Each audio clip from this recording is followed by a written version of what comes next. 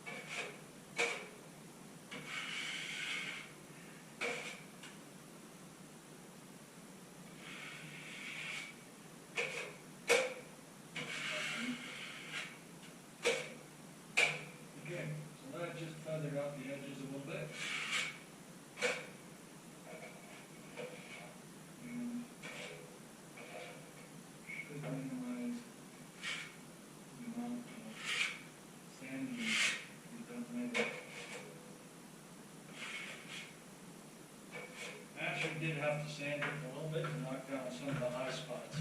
Otherwise, I wouldn't have been able to do the mudding that I just did. But that's that. When it's dry, I'll prime it. So I started working on the painting by cutting in the edges. I used a 2.5-inch cutting in brush. The idea behind cutting in the edges is then when you come by with a roller later, it just smooths everything out, so you don't have to worry about the roller not being able to reach into the edges and the corners.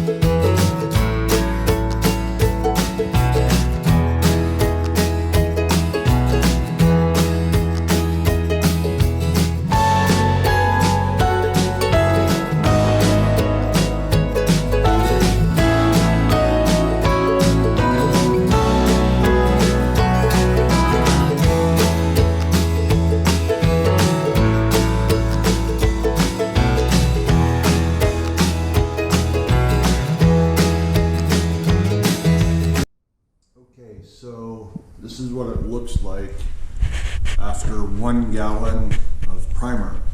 The walls were really thirsty, so the primer didn't cover nearly as far as I thought it would. I thought I could do this whole area in 1 gallon, but looks like I got about 2/3 of it done. So I'll get some more later and finish it up.